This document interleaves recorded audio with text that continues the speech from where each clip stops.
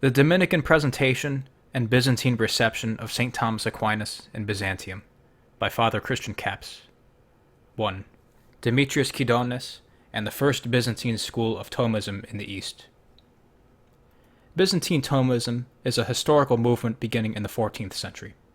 Although it was of great moment in Byzantium and made important contributions to metaphysics, for example, questions concerning the divine constitution, i.e., God's attributes in relation to his essence, it has been little studied until recently and is still little known. It formerly received only passing mention in more recent studies on the development of Dominican theology and scholasticism. It is the task of this paper to introduce the reader to both the foundation and reception of Thomism in Byzantium.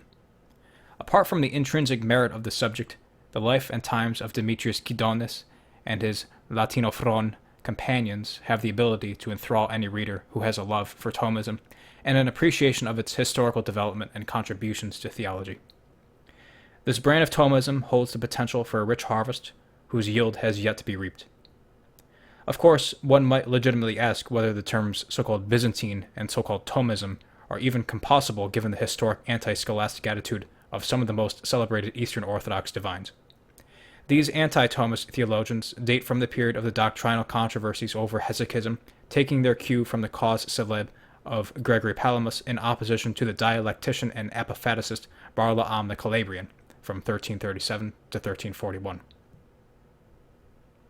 At first glance, it seems strange that Thomism could have imposed itself very forcefully on Byzantium when it was still a fledgling school in the West.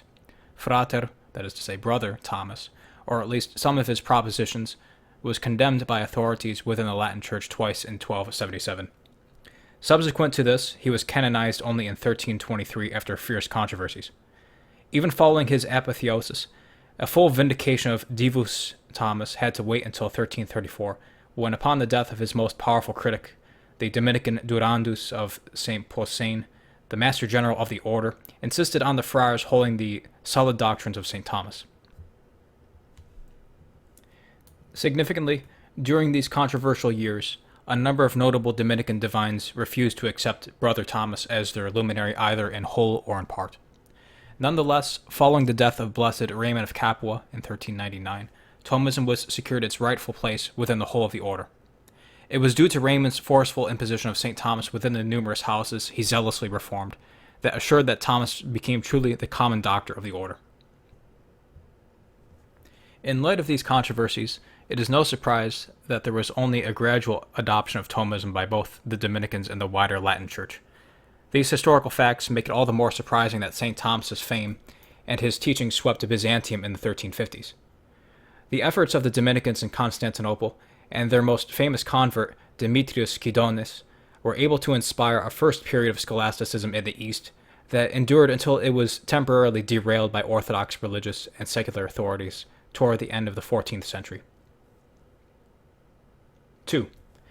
The Dominicans at Constantinople and their intellectual activity. The Dominicans had already established a convent in Constantinople early on in the 13th century, about 1226. Their early work in Constantinople waxed and waned, sometimes expelled by Athenokitoi, the anti-unionists, while at other times welcomed by the Philenotikoi, that is, the union lovers. The Dominicans eventually took up their abode in Pera, outside Constantinople, in 1299. In Pera, the Dominican order was able to establish an impressive studium generale, soon to produce multiple apologetic works in its efforts to win over the high society of Constantinople. The studium's intensive activity was directed toward an eventual reunion between the Greek and Roman churches, following the aftermath of the ineffectual Second General Council of Lyon in 1274. Curiously, the term studium can be traced back to papal legislation to designate an officially organized school of higher learning only late, about 1245, vis-a-vis the term university. Given the eventual strict sense in which the term was taken, studium generale was a term employed to designate a school of higher learning, that is the trivium, quadrivium, theology, and law, that had explicit papal or imperial sanction. This privilege bestowed on it a universal recognition and academic privileges that were coveted by all Western educators involved in higher learning during the medieval period. By 1290, the Dominicans had only established 6 of these studia generalia, throughout their provinces. The obvious expense and demands of anything from food to property made the founding and the maintaining of a school a hefty undertaking. It was therefore no surprise that the Dominicans in the missionary province of Greece were exempted from the general law to erect a studium. It is surprising that, shortly after such an exemption, a studium generale was nevertheless erected in Pera near its two convents, one for men and the other for women. Additionally, in 1333, the Dominican chapter of Dijon ordered the erection of a studium linguarum at Pera. This dual combination of studia meant that a complex repertoire of courses and learned friars was undoubtedly to be located at the Pera convent. It is this very school that channeled the influx of Thomistic thought into Byzantine theology, deeply affecting every aspect of religious life in the mid-14th century, until its forceful uprooting around the opening of the 15th century. As a result of intense Thomistic study, and not a few conversions to Latin Christianity, 2 generations of Greek Thomists were soon to find themselves embroiled in a then current doctrinal controversy. Eventually, they found themselves allied with the traditional humanistic and apophatic schools of Byzantine theology against a perceived innovation in Byzantine thought, that is, the theoptike theology of Gregory Palamas. 3. Brother Philip of Pera and Demetrius Kydonis, the origins of the so-called Byzantine school of Thomism. Brother Philip, order of preachers, probably of Italian extraction from Siena, arrived at the convent of Pera early in the 14th century, about 1325. When writing his treatise on the procession of the Holy Spirit in 1359, he prefaced his work by mentioning an important detail, quote, "I've already passed 20 years dealing and disputing with the aforesaid Greeks, and all of my study was spent against them," unquote. The Dominicans were often called to the imperial court for theological debates, and were at times permitted to present on religious topics. This form was used to gain intellectual converts and sympathizers among the members of the imperial court. It was because of such visits back and forth to Constantinople that Demetrius Kydonis, as head secretary to the Emperor John VI, became familiar with both the residence and the details of the Dominican house and the environs of Constantinople. Demetrius, born of a noble family in about 1324, was raised and educated in Thessalonica. It is certain that he was a pupil of the distinguished Orthodox philosopher Naelius Kabasilas. It was also likely that he was taught by an eventual patriarch of Constantinople, Isidore Bouquedas. By the time he began his career in the Byzantine court, his tutors had provided him with an excellent education, on par with the best then available in a crumbling empire. He was trained using both sacred and profane authors, who proved to be his models in literary composition, that is, in a nearly flawless and highly Atticized Greek. Fortunately, his education had disposed him to take pleasure in research and learning. As a result of his many natural abilities and industrious character, he quickly rose through the ranks of court officials to the position of mezazon, or head secretary, to the emperors John VI, John V, and Manuel II. As a court official, he felt constant irritation when witnessing poor translations of Latin correspondences and speeches into Greek. Demetrius illustrates an example, quote, "Without an interpreter, however, I had a difficult time understanding them," that is, the foreign visitors, "so that there were sometimes uncomfortable moments, either because no interpreter was available, or because those who were available were not familiar with the fine points of various languages. Among the foreigners, there were also some philosopher types, who liked to think deep thoughts and demonstrate their intellectual prowess by engaging in verbal controversy. I was forced to express my dissatisfaction with the interpreters whenever they muffed their translations and caused misunderstandings with my petitioners. It was a real nuisance to me to be unable to come to terms with some of my visitors because of the language difficulty," unquote.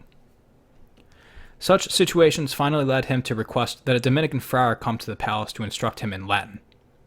Demetrius forebodes his own intellectual revolution when describing his first encounters with his tutor. He writes, quote, "Accordingly, I looked for a teacher and bought myself books like any student who was proposing to start school.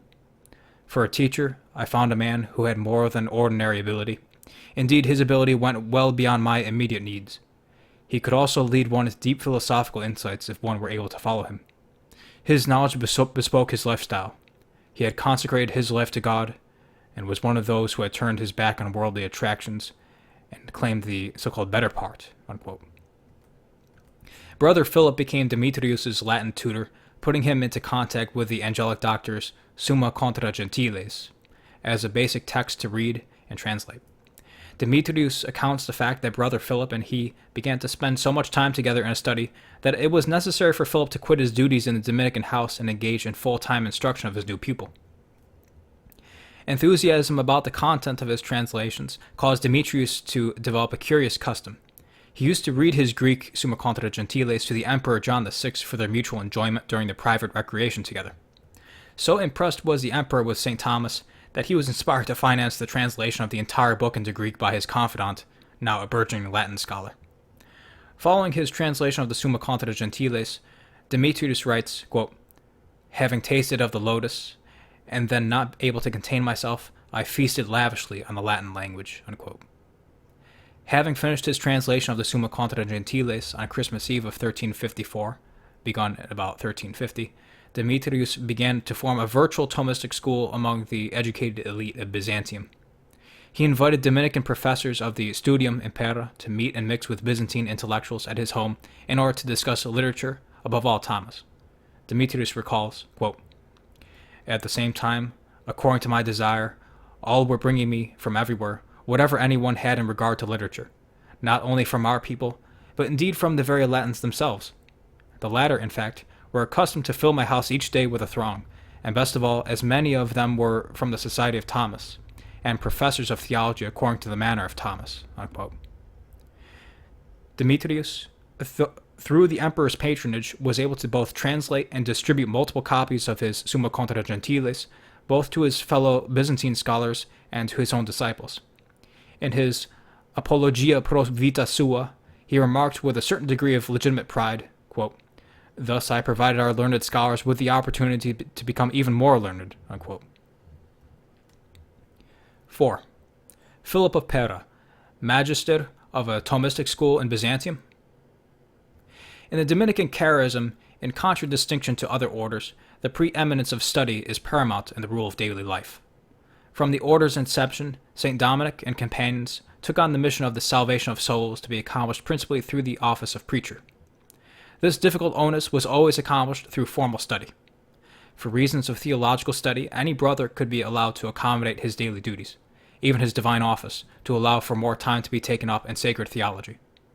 For this reason, there can be little doubt of Demetrius' own testimony that, quote, "For this purpose, he," that is Philip, "even left for a time the company of his religious brethren, in whose midst he served God, so that he could devote his energies entirely to my needs, and to the study which he convinced me was the most worthwhile," unquote. Since the time of Gregory IX, due to their fame for learning and founding schools, Dominicans began receiving frequent appointments as inquisitors from the Holy See. No doubt this was a commendation to the success in Dominican education resulting from internal legislation beginning around the year 1220. From that time, Dominican regulations required every convent to have its own doctor, that is, a theology teacher. This effectively made every convent a theological school. Brother Philip de Bindo Incontri, alias Philip de Pera, was appointed as societal inquisitor in order to guard orthodoxy intramuros, that is, within the walls, and in all the environs of Greater Greece, that is to say, Romania. This charge was placed on his shoulders in 1351. In Philip's letter of appointment, the Pope recognizes the fact that Philip had already gained fame as an outstanding professor at the Dominican Studium. In effect, a veteran priest taught Demetrius, and Philip had spent decades studying and debating theology in Greece. Yet, was Philip a university magister?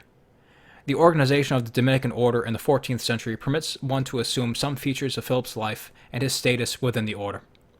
Humbert of the Romans, as master of the order, succeeded in promoting and prescribing regular disputations with the Dominican convents in the late 13th century. The main lector of the studium had only two academic duties. First, he taught courses on sacred scripture and Lombard's sentences each day, and secondly, he was to hold weekly disputationes, or disputations.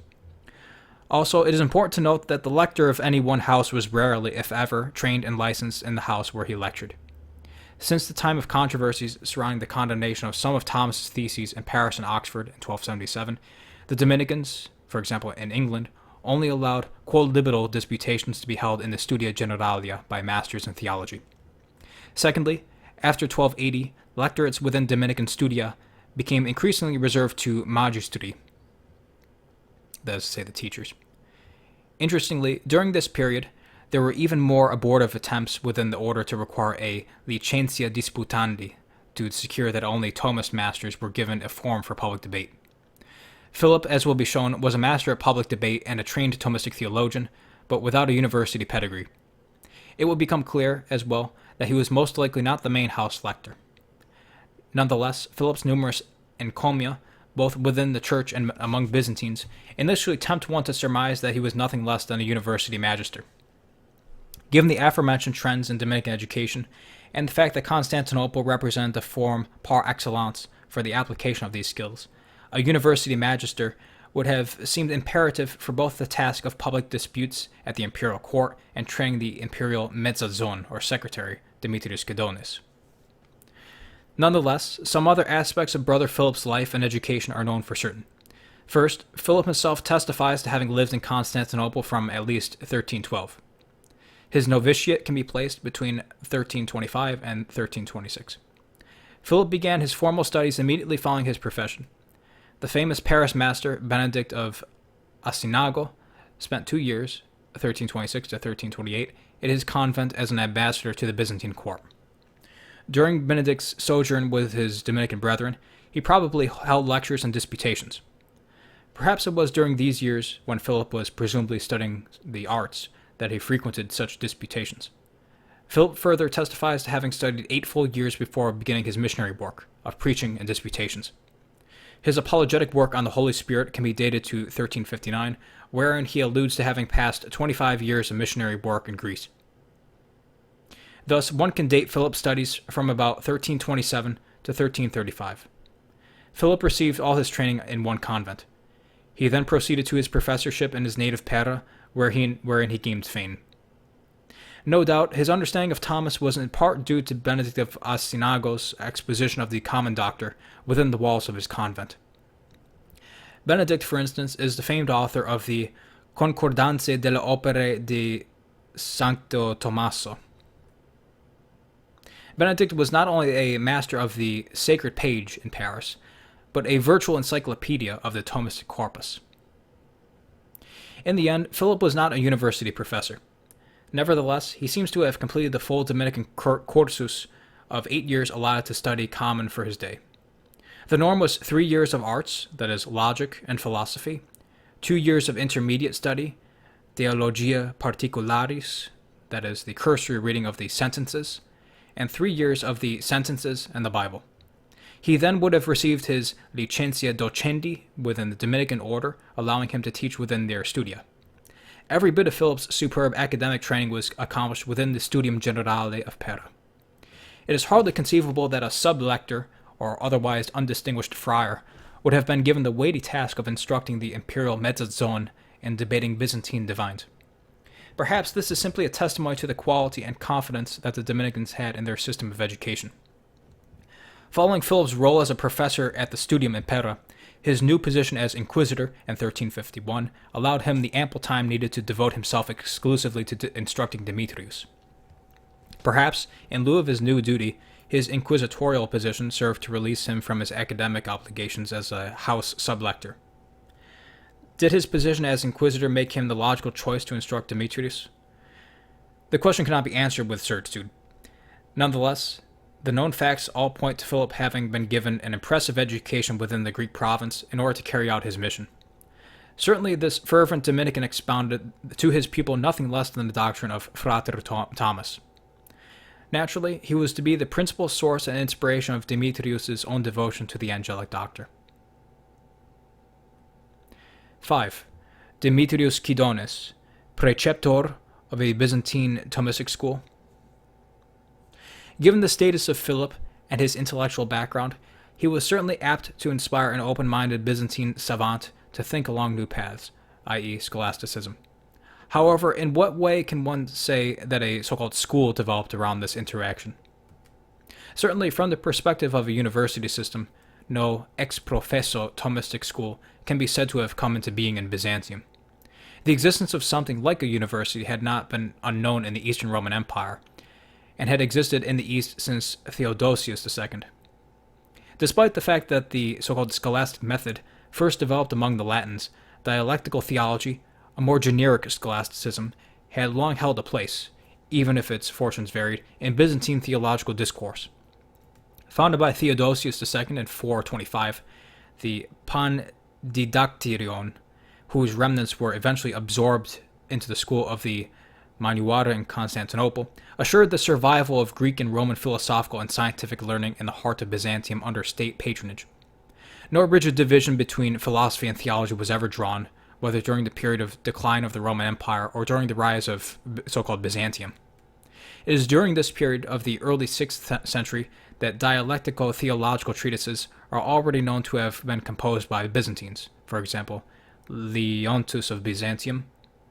Later, St. John Damascene in 749 was a compiler and harmonizer of some of this Greek and West Syrian exegetical and patristic tradition.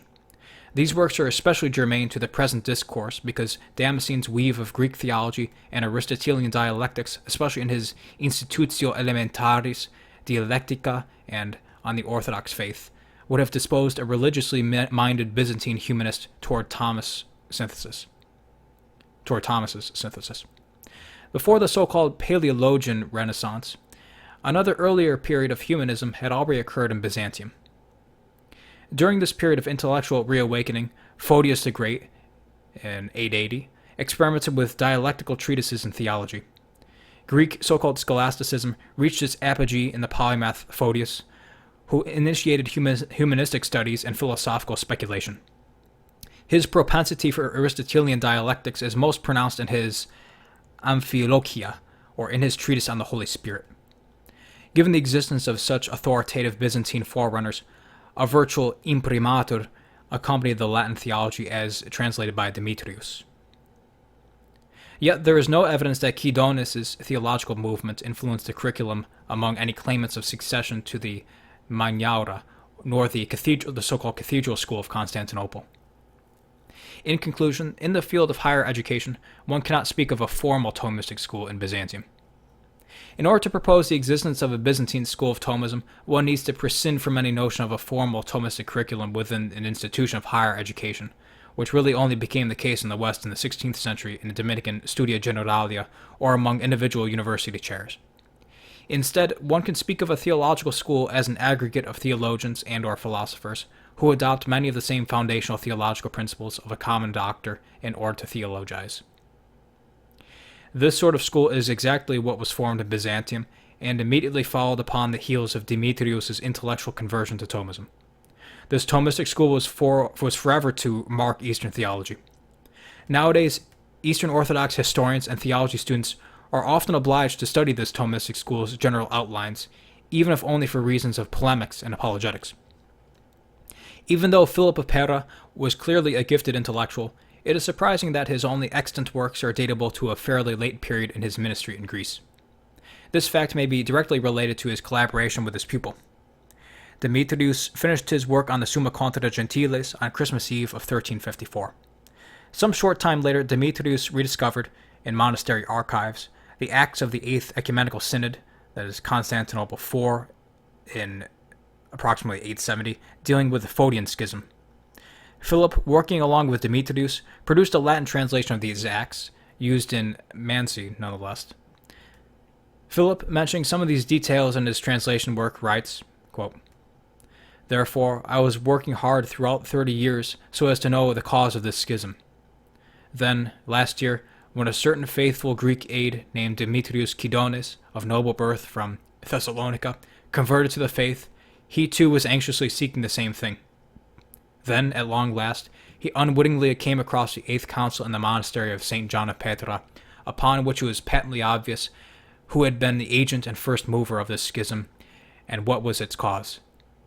So that Demetrius, who was previously misled, upon his discovery of the council, immediately revealed it to me, being the truly trustworthy type of fellow he was, and then he made a copy and even handed it on to me. He did this in order that I make a copy, nor was I negligent in doing so." Unquote. Philip speaks here of his so-called collaboration with Demetrius leading up to Philip's work on the Holy Spirit. It is extremely significant that Philip refers, in his very works, to his intellectual exchanges with Demetrius. For Philip's so-called crowning achievement, his apologetic work on the De Processione in 1359 postdates his tutelage and friendship with Demetrius. This treatise is original in many ways. First, the author begins his work with a historical question of the number and circumstances of separations between the Roman and Constantinopolitan sees. Secondly, he historically investigates the addition of the Filioque. Thirdly, he uses original sources from the Fathers and Councils to argue that the Greeks have not understood their own theological tradition. Although Philip acknowledged in his early work, the Libellus, his debt to the nonagerian Simon of Constantinople, order of preachers, and he certainly utilized previous apologetic literature for his De Processione, the question remains as to how he came to his innovative approach to an historical petrology, and whence his new material. It is difficult to judge how much material and advice came directly from Kydones, since Demetrios' own patristic studies, as contained in his Apologia pro vita sua and The Authority of the Fathers of the Church, both postdate Philip's work. Undoubtedly, Demetrios' scholarly cooperation with his Dominican tutor allowed him access to manuscripts and libraries that were heretofore inaccessible. Nonetheless, it seems that, considering the external evidence, Philip had collaborated with, rather than depended on, his pupil for his original approach to apologetics and its exposition. Demetrius was certainly invaluable for having insights into exactly how certain fathers and arguments would be received among the Greeks. Yet Philip seems to have used his own genius to build upon the previous Dominican apologetic. For example, he was astute in quoting his beloved Aquinas, save once in his Magnum Opus on the Holy Spirit. He spent his energies in arguing historically and patristically for his positions. Canons and saints were the authority in Byzantium. Albeit the Dominicans in Pera were exceptional missionaries and understood this kind of approach well, judging by their literary productions, Philip represented a fresh approach to patrology that mirrors many methods still in use today. To a limited degree, previous to Philip, Dominican apologetic works coming out of Pera appear to have also ignored extramuros, as outside the walls, the angelic doctor in a missionary effort designed to speak in a language acceptable to their interlocutors. Certainly, the inspiration for this approach had already been found within Thomas's own words, kataton Hellenon, that is, contra gentiles. What, on the other hand, can one say of Demetrius? Did his passion for Thomas Aquinas find itself tempered by Dominican missiological concerns? Minime, that is, not a lot. Not only did Demetrius unceasingly search and translate the common doctor's opera or works into Greek, he never ceased to recommend the Dominicans and their master Thomas. Whether writing theological works or personal correspondences, Kydones never ceased to heartily recommend Ho Aquinatos, or L'Aquinate, that is the one from Aquinas, from Aquino, hardly accepting Byzantine emperors. 6. Demetrios Kydones, translator of Latin texts. Demetrius' Thomistic influences and his resultant zeal for Thomas have been sufficiently established. However, it remains to describe some of his more important literary output as inspired by his study of the common doctor. This will lay the groundwork for understanding the inspiration of the Byzantine Thomistic school that followed in the footsteps of its very own Byzantine Magister. The exact date of Demetrius' seminal Latin translation of Summa Contra Gentiles has already been firmly established in 1354. Demetrius' brother, Prochorus, both a Thomist and a lifelong professed Greek Orthodox hieromonk, supplemented Demetrius' translation on Mount Athos, including parts of the Summa Theologiae. Demetrius himself was responsible for the prima pars, prima secunde, and secunda secunde. That is the first part of the second part, and the second part of the second part. His brother translated some 82 other select articles according to his theological purposes. Furthermore, Demetrius was responsible for the translation of De rationibus fidei contra Saracenos, Grecos et Armenos ad Cantorum Antioche, De articulus fidei et ecclesia sacramentis ad archiepiscopum pan Ormitanum, and chapters 53 and 54 of Bernardo Guidonis' Vita Sancti Thome Aquinatis. Bernardo's work served as a preface for the Summa Contra Gentiles from at least 1365 onward. It also rewarded Demetrius with a detailed list of many authentic works of the Aquinate. Furthermore, Demetrius was responsible for an impressive number of translations of Latin fathers of the Church, even while imperial Mezzazon. These works include Fulgentius of Ruspes de Fide ad Petrum, Pseudo-Augustine's Soliloquia sive Monologia, Prosper of Aquitane's Liber Sententiarum, extract from Augustine's In Ioannis Evangelium, and 5 excerpts from Augustine's Contra Julianum, Anselm's De Processione Spiritus Sancti, and De Azimo ad et Firmentato ad Valeranum Episcopum, Gregory the Great's Homily the 26th, Recalda Penenni da Monte Croces Contra Legem Saracenorum, and the Genealogia Christi ab Adam, Emperor John V's Profession of Faith, and other translations. The popularity that Demetrius's translations enjoyed varied, according to what can be gleaned from the extant manuscripts. The Summa Contra Gentiles, for example, was an extremely popular text relative to other Byzantine theological works within the same century. Demetrius's feverish desire for Latin theological texts became contagious among his countrymen. For instance, his biological brother, 12 years his junior, who had somehow also acquired the Latin language, was among the first to have followed Demetrius's scholastic bent. This resulted in him producing numerous works and translations in his own monastery on Mount Athos. Both brothers burned with a desire to acquire and translate Latin theology for the purpose of its disseminating its largesse among their Greek countrymen. Prochorus himself was responsible for Greek translations of other Thomistic works, including Summa Theologiae, De Mundi Aeternitate, and De Spiritualibus Creaturis, and the Premium of Thomas for the Metaphysics. He rendered several of Hervaeus Natalus's distinctions from his commentary on the sentences into Greek, dealing with questions of the Godhead and persons of the Trinity.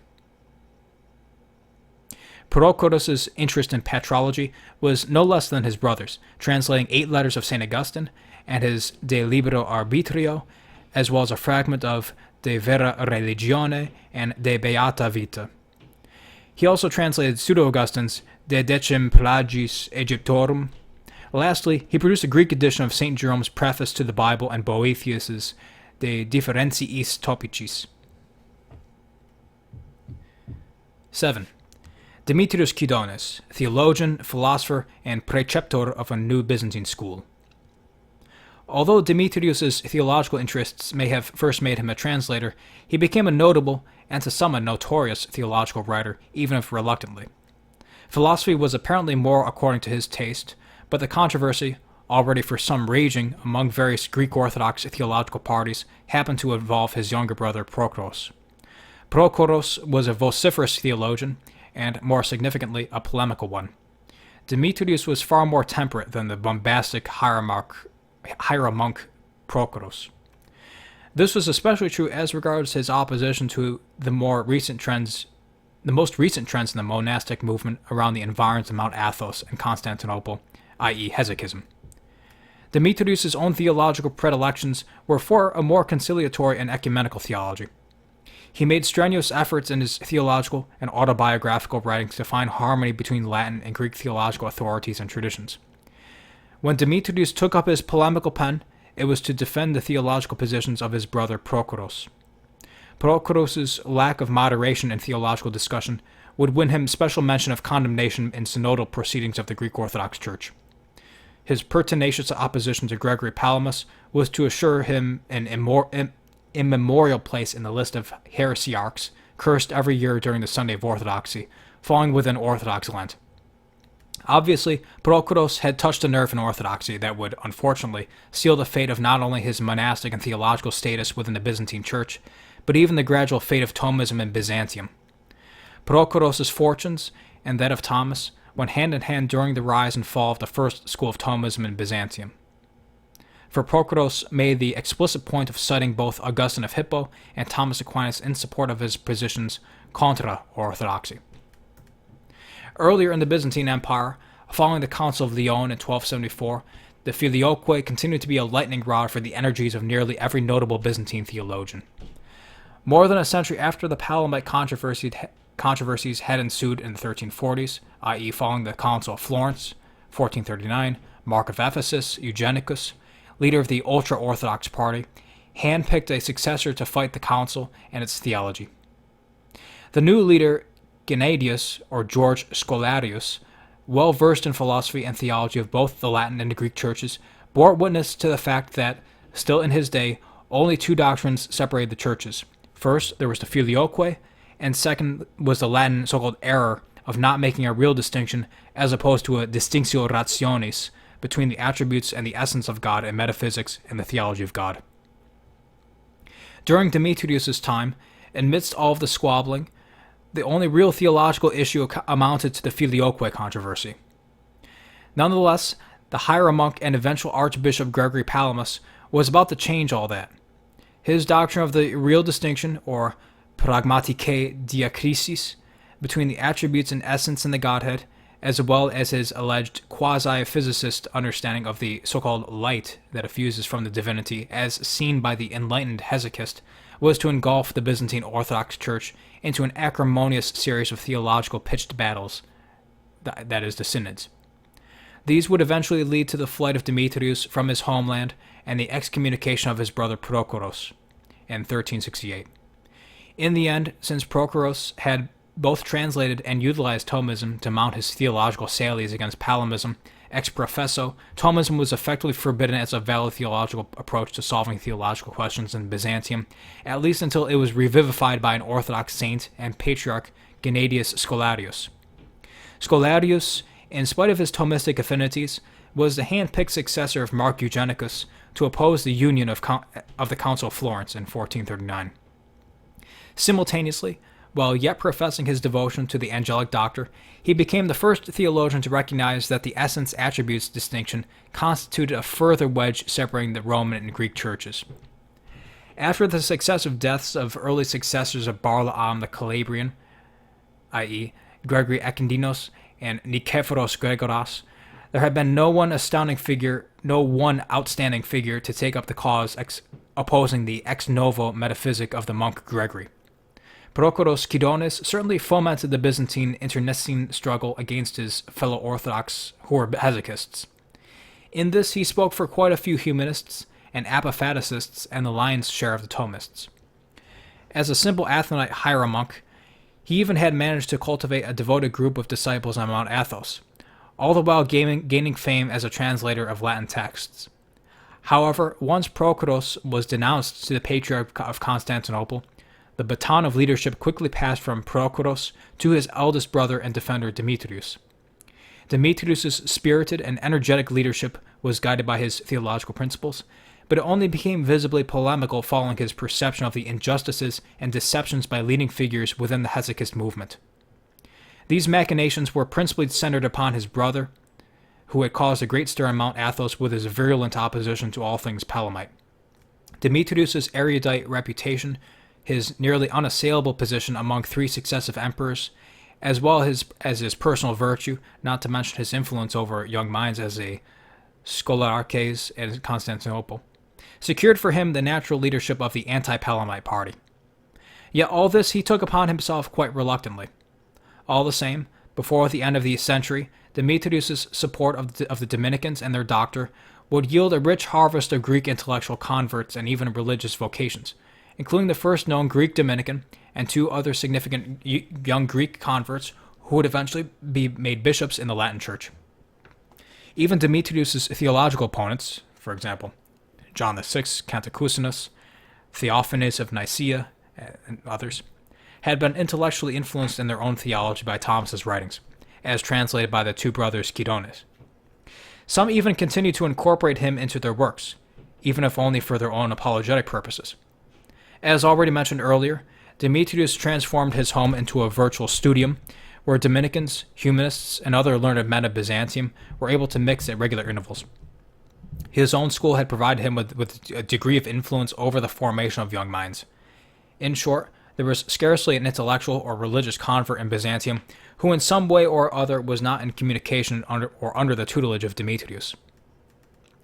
Before concluding this history of the founding fathers of Byzantine Thomism, it may be of interest to say a brief word about Demetrius' own theological production and some of the theologians that fell under his spell. First of all, Demetrius' largest production of writings includes his correspondences, 2 volumes, and his Apologia pro vita sua. These provide us with a general knowledge of his love of philosophy, deep interest in theology, and his great love for both the Byzantine state and its leading intellectual figures. Secondly, in his De Contementa Morte, Demetrius also uses his life experience and his conversion to the Catholic faith as an occasion for reflection on the soul. In a certain respect, this work represents his own consolation of philosophy. He writes, in a rather Platonic fashion, some small sections about the soul and its proper pursuits, despising the honors and glory for the body in this world. However, his crowning theological achievement must be his De Patrum Latinorum Auctoritate ad Amicum Quindam. Here, Demetrius attempted to reconcile and assimilate 2 theological traditions, each with its own set of authorities. Using reason, history, and patrology, Demetrius attempts to argue theological harmony is possible between the doctrines of the Greek and Roman churches. His defense of Thomas regarding the Holy Spirit against Nihilus Cabasilas is inspired by his love of Thomas and the common doctrines of theology. It is a similar love for the truths discovered by logic and metaphysics that inspired him to use an even more strictly dialectical argumentation in his metaphysical treatise, De Personarum Proprietatibus in Trinitate ad Constantinum Asanem.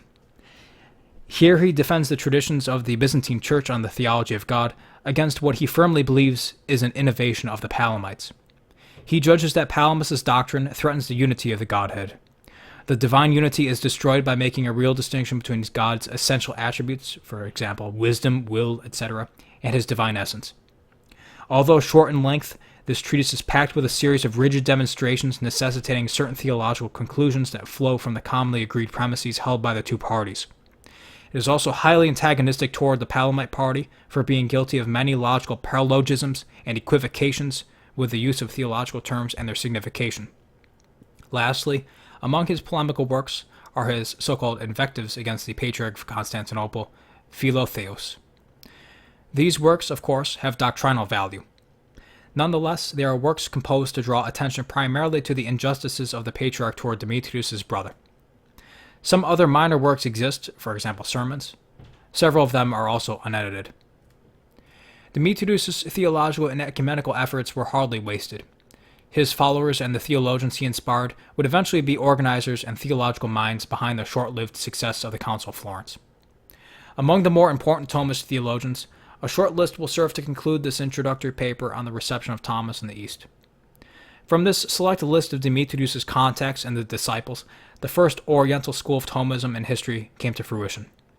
These Thomist writers and admirers include the following: Procoros Kydonis in 1369, Emperor John Cantacuzenus in 1383, Manuel Kalekas in 1410, Maximus Chrysoberges in 1410, Manuel Kyrosolas in 1415, Theodore Chrysoberges in 1422, Andreas Chrysoberges in 1451, and Cardinal Bessarion in 1472. Not all writers were inspired principally by the angelic doctor, but each one of these authors was the source for important contributions in theology in the East and West during the Renaissance period that influenced other writers and thinkers. 8. Conclusion. The 14th and 15th centuries in Byzantium were both times of cultural renaissance and times of theological creativity, on both Catholic and Orthodox sides of the artistic and theological spectrum. Demetrius Kydonis serves a particular designation as Princeps Thomistarum among his Byzantine contemporaries. His translations of Thomas Aquinas are perhaps sufficient to merit for him this epithet, even without consideration of his theological treatises. Recent study on the published editions of his works have shown that he translated Aquinas into a simple but elegant Greek, at least in his mature translations. In summary, Demetrius' life and theological works were the inspiration for an enthusiastic group of young Byzantines to sharpen their intellects and contribute to a better understanding of the West. He was also a catalyst to further the Renaissance in Western Europe, resulting in the conversions of many of his disciples and intimates to Catholicism. He also encouraged their emigration from Byzantium during the Palamite persecutions. This ultimately resulted in the establishment of the first Renaissance Academy of Ancient Greek in the West, and resulted in the presence of Greek theologians at the papal court exercising a decisive influence in the theological discussions of the day.